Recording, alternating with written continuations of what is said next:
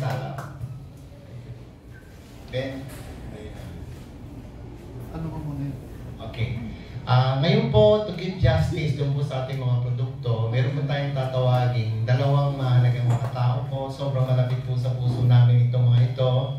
And I would like to call on the first speaker na mag-share po ng kanyang patotoo. Ito pong taong ito na ipapakilala ko po para sa kanyang patotoo ay isang general practitioner. Ayan. So, ibig sabihin, sabog niya lahat. Ano po?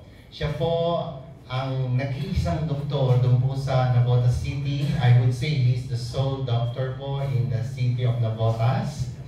Actually po, siya yung taga-Paranaque pa. Ano po? Taga Better Living Paranaque. So, araw-araw po siya nagta-travel from Better Living to Navotas City, from Navotas City to Better Living. So, paano po niyang nagagawa yun despite ng kanyang isang malungkot na karanasan na naging masaya naman. Sabi nga po sa Romans 8:28, all things work together for good for those who love God, who have been called according to His purpose. Sabi nga po niya, wala naman siyang pinagsisisihan sa nangyari. Dahil siyempre po, doktor siya, alam niya kung ba't nangyari yun, so wala nang sisihan. So kaya po, to convey to us, ano bang ginawa niya, at paano po ba siyang nakarecover sa kanyang mga pinagdaanan. Again, ito pong taong ito, sobra din pong mahihain ito. Katulad ni Coach Engineer Vincent, kaya po kung pwede, paratingin natin hanggang Muñoz ang palakpak sa kanya. Ladies and gentlemen, please put your hands together to Dr. Jojo Alito.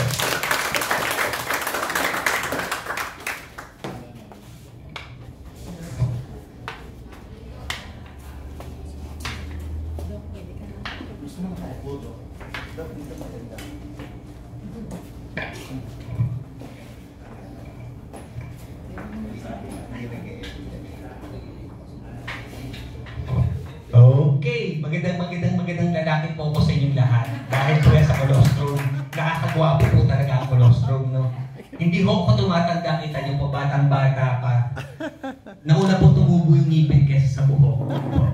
So magagandahan po sa colostrum po ay talaga pong epektibo po, pero kailangan niyo muna subukan para po masabi niyo yung effective.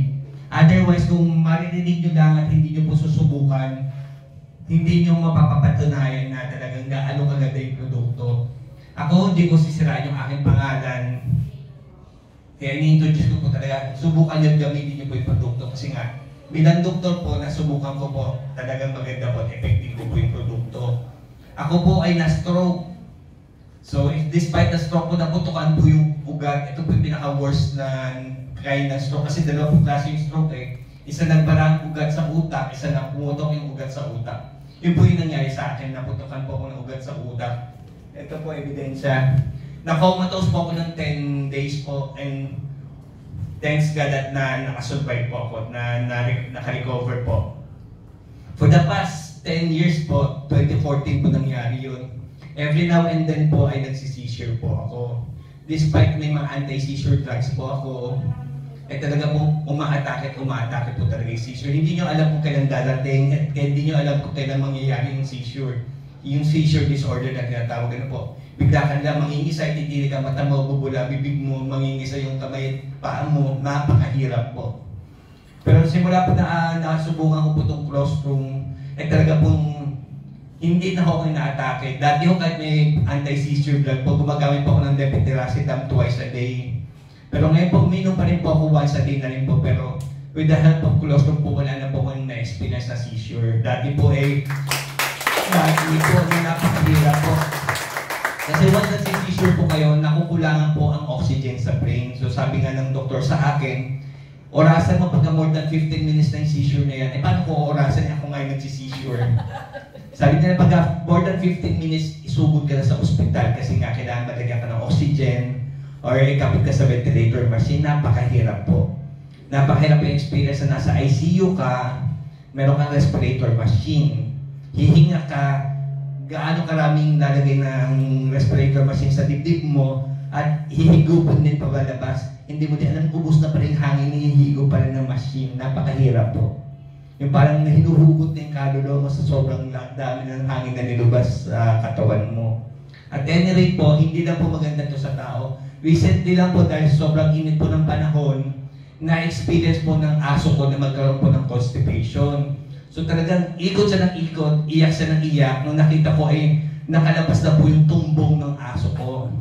Talaga po talaga parang chicharong bulaklak na nakalabas na ganyan. So sabi ko, iniinom ko naman to. Dati po kasi uminom ako ng lactulose kasi bawal po ako umire dahil nga pressure sa brain bawal sa akin. So kalimitan po sa na-stroke ay nasa CR. Bakit po? Pagka nakaupo ka at umiilig ka, yung pressure na tinatawag natin Valsalva maneuver, umiilig ka, yung pressure umakyat sa brain mo, kaya pumuputok ang ugat. Ganun po nangyayari. Common po na na-stroke na nasa CR dahil nga umiilig, na-strain sila. Kaya nung time po na after ko pong ma-stroke, lagi po ako umiinom ng lactulose kasi nga po bawal ako umire.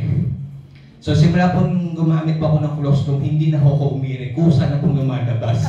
At minsan nga po, hindi na ako nakakaabot na CR, lumabas na, ayan na. Ganun po, hindi na mahirapan na yung constipation wala na po. Kasi sabi ko yung aso ko constipated dahil sa init ng panahon. So ang ginawa ko po, nagtimpla po ako ng colostrum. Pinainom ko po sa aso ko pong alaga. Wow. Shih Tzu po, sayang naman, mamahalin. So nag-promote pa doon. Pinainom ko po isang timplahan. Naubos naman po and then eventually after 30 minutes na dumi na po yung...